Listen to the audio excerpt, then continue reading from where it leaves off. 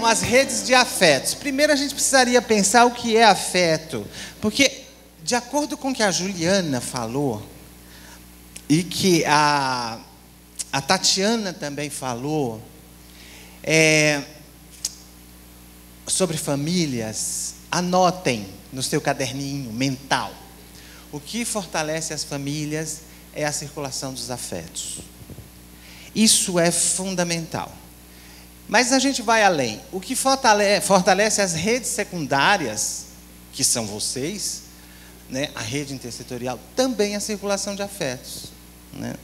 Então, os afetos são muito importantes. A gente pode dizer que é um estado ou disposição de alma, positivo ou negativo, em relação a si mesmo, ao outro e às coisas do mundo. Que bonito. Ou então, significa que é afetar e ser afetado pelo outro. Gostei que vocês já entraram no clima. Mas é também afetuar e ser. Então, assim, quem não gosta de grupo não devia estar nas nossas áreas, né?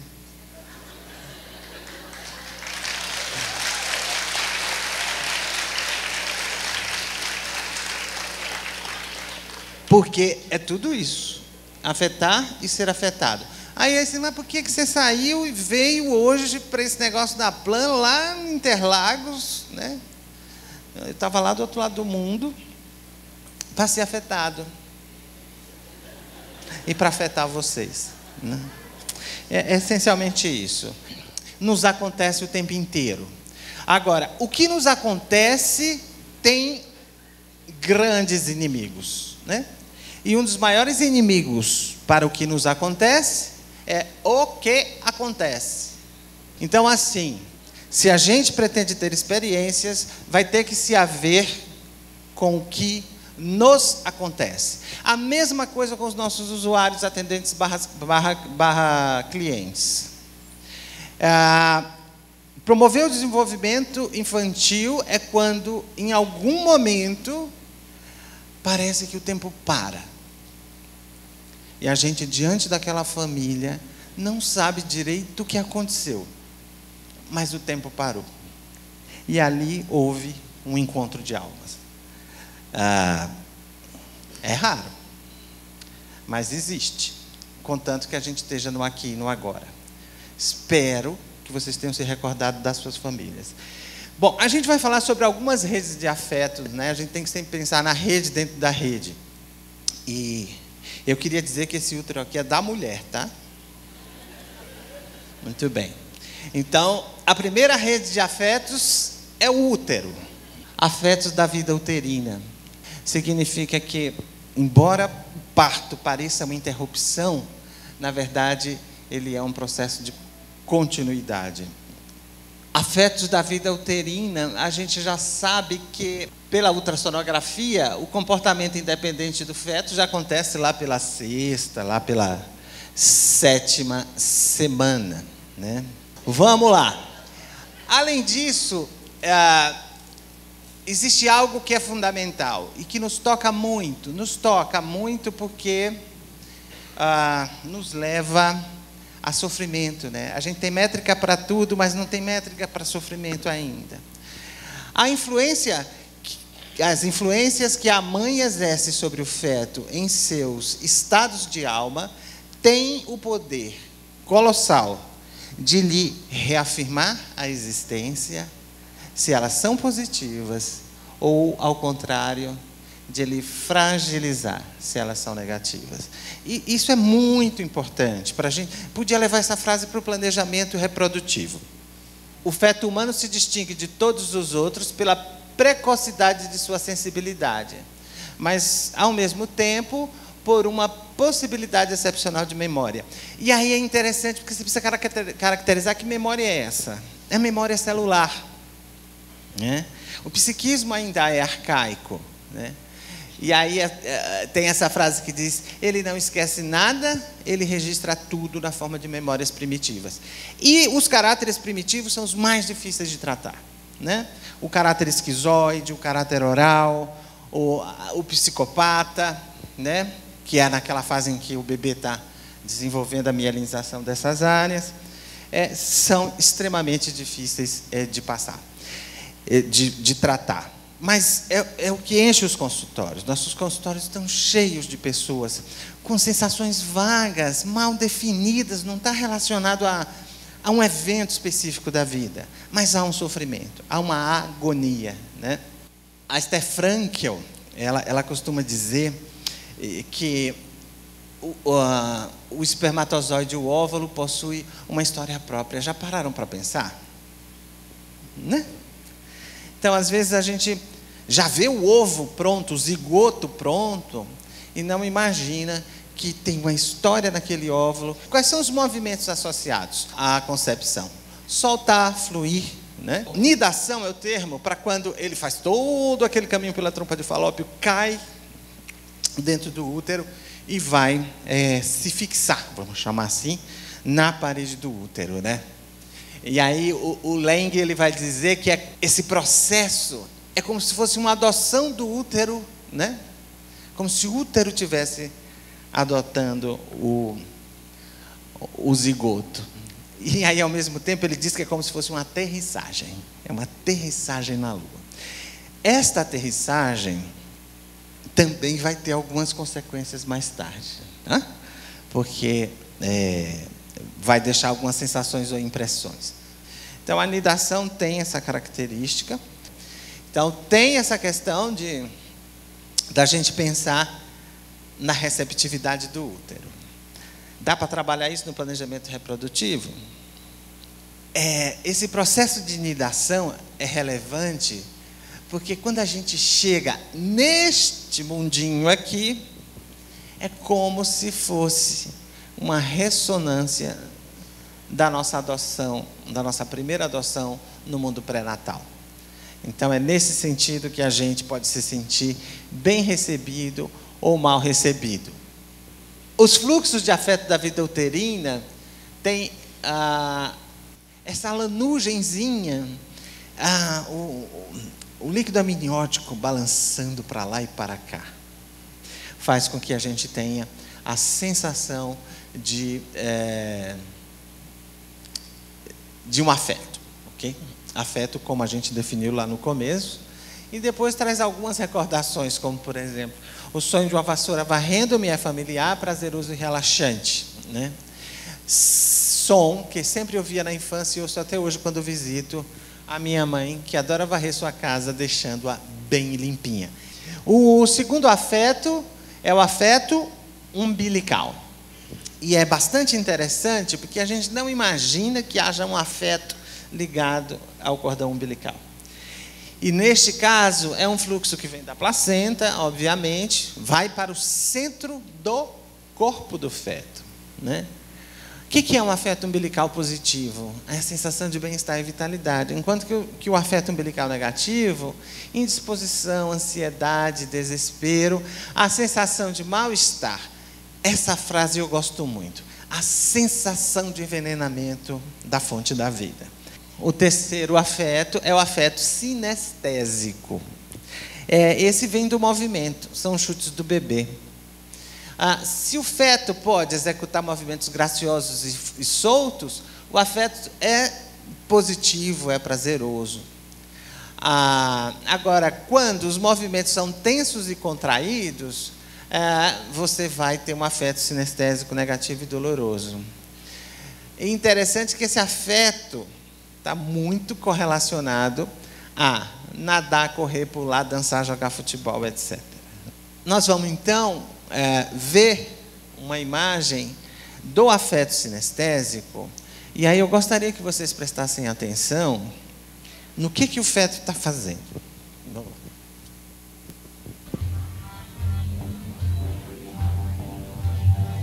Luz.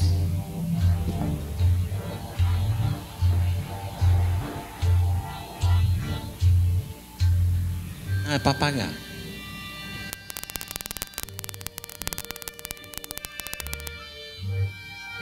A gente viu, né, toda aquela descrição do chupar, o dedo, deglutir. Mas para valer, ele está fazendo um test drive. Ele quer saber se esse bracinho funciona mesmo, essa perninha, né? Na verdade, o afeto sinestésico é essa sensação de prazer que o movimento desperta. Se vocês pensarem bem, tá tudo ligado ao movimento, né? Movimento do útero, né? É uma ecografia. Então a gente pode ficar com esse conhecimento hoje. A segunda rede é o ambiente social direto e indireto da mãe. As colegas já falaram tão bem disso. A rede social primária da família, principalmente da gestante, é algo que a gente trabalha pouco, né? Não sabe fazer. Porque a gente é rede secundária, certo? Bom, também a gente não sabe fazer rede secundária, né? E quando a gente vai estudar um pouquinho mais e se aprofunda, tem tanta teoria de rede, né?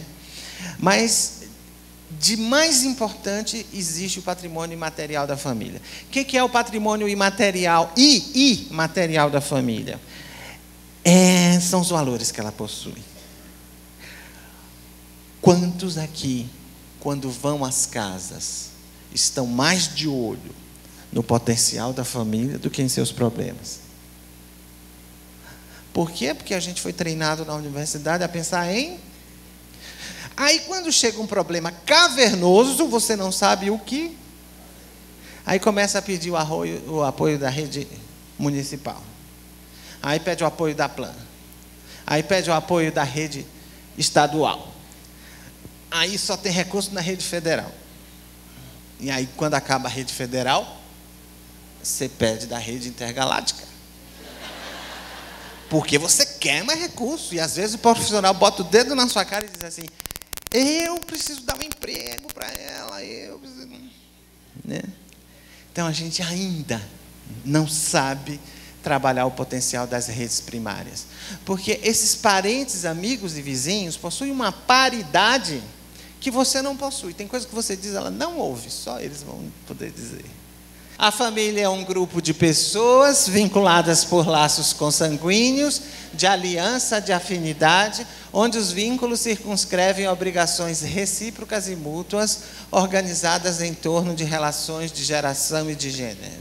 Adorei quando a colega falou, não dá para não discutir gênero. O pai passa por diversos sentimentos importantes durante a gestação. Sentimento, regressão, abandono, medo de perder a mulher e a filha. Algumas vezes levando ao pânico. Porque ele também faz um reencontro com o bebê. Então, todo o processo da gestação o leva a um reencontro com o seu bebê. E o bebê reconhece, isso é extremamente interessante. Embora ele tenha uma audição melhor para o mamanhês. Se a gente não compreender que a função materna ligada ao corpo, ao acolhimento, ao aconchego, né? Tendo como simbologia o útero, o seio, o próximo, e a função paterna ligada ao mandar para o mundo, a aplicação das leis. Se a gente não entender que temos essas duas funções introjetadas, segundo o Winnicott, nós só vamos falar de papéis e não vamos nunca entender família. Porque a gente não vai entender os arranjos familiares. A terceira rede somos nós, né? A rede multiprofissional de afetos. Aqui, isso aqui está aqui para lembrar a gente por que a gente trabalha em rede. Olhem a parte verde da pizza. Isso é o quê? E a parte amarela? E a parte vermelha? Então, quando o colega da creche, quando o colega do posto, quando o colega do CRAS me chama para conversar, lembra da pizza. E diz assim, gente, tem muita coisa que eu não sei. Aqui está uma das maiores inspirações, eu acho, da minha vida, porque, por exemplo, para inovar, às vezes, você tem que buscar a tua história lá atrás e fazer síntese, né? E aí eu fui perceber, e agora que ela virou santa, eu conto para todo mundo, eu estudei no Hospital da Irmã Dulce, não brinque comigo. E a Irmã Dulce era tão boazinha que ela botava a gente para carregar os meninos com paralisia cerebral nos braços. E eram 300, tá? Então, imagina, quinto ano de medicina, diz assim, vai levar para o eletroencefalograma. Vai. Aí eu fui na frente, para sentar lá na frente no carro. Volte. Você vai pegar o paciente. Exatamente. Então, eu atribuo esse momento da minha vida como um dos momentos mais especiais. Porque aos 17, eu também estive diante dela. Mas não sabia que aos 22 iria retornar para o hospital que ela fundou. A lenda chinesa diz que havia 2 montes de arroz. Um dos montes de arroz tinha... as pessoas estavam em volta e tinham longos palitos. Né? E eles não conseguiam alimentar-se a si mesmos. Porque os palitos eram de 3 metros. Para o autor da lenda chinesa, isso é o inferno. Já o outro monte de arroz, as pessoas perceberam que os palitos longos podiam ser utilizados para levar à boca do outro. E aí ele diz assim: famintos e moribundos, embora juntos, solitários permaneciam, curtindo uma fome eterna diante de uma fartura inesgotável. O que é Cidade Dutra? Uma fartura inesgotável. Né? Se a gente aprender a sair da solidão setorial, a gente vai perceber que existe um mundo que nem sequer supunhamos, porque só ganhar o dinheiro que paga nas nossas contas não basta. É preciso realização pessoal, é preciso realização profissional, é preciso dar um sentido ao que nos acontece. Por isso que às vezes a gente fica um pouquinho a mais além do trabalho. Por isso que às vezes a gente se esforça um pouco mais. Porque não é dinheiro. Aqui, só para a gente não esquecer, rede é engenharia social. Não existe rede se alguém não tomar a iniciativa de construir. A 4ª rede é a rede comunitária. É esta rede que tem muito mais recursos do que toda a rede pública junta. Aqui é uma visão disso que eu estava falando para vocês. No centro, a gente tem a rede multiprofissional intersetorial. À direita, a gente tem a rede dos visitadores, lideranças comunitárias, a gente está vendo as empresas, a gente está vendo a imprensa, as entidades civis, a gente está vendo os conselhos de direitos. Quanto desse a gente mobiliza? Então, por isso que às vezes eu digo, o recurso está lá, a gente só não usa. Né? Ou porque não sabe, ou porque não quer. Bom, são 2 hipóteses, né? E isso é grave, porque você vai pensar que as famílias vão te trazer problemas que às vezes vão te deixar impotente. Você não tem o que fazer. E aí, nessa situação, se você suporta ficar ao lado das famílias, ela encontra o seu ponto de viragem. Então, boa parte da nossa tarefa e da nossa função é suportar a impotência. E a 5ª rede de afetos, as mídias. Isso aqui é só para a gente lembrar o quanto essa rede tem ganhado destaque, tem sido importante. Aqui é da Associação Americana de Pediatria. As orientações, eu sei que vocês têm muitas dúvidas sobre isso. Bom, então crianças com menos de 18 meses devem evitar o uso da mídia. 18 a 24 meses, os pais...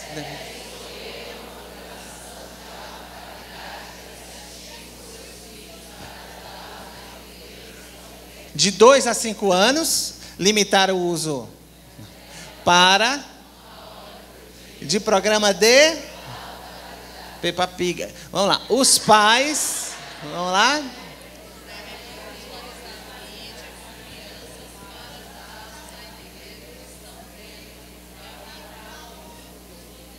Maior que 6 anos, coloque limites consistentes sobre o tempo gasto com a mídia e os tipos de mídia e certifique-se de que a mídia não substitui o devido sono, adequada atividade física, outros comportamentos. Designe tempo livre de mídia.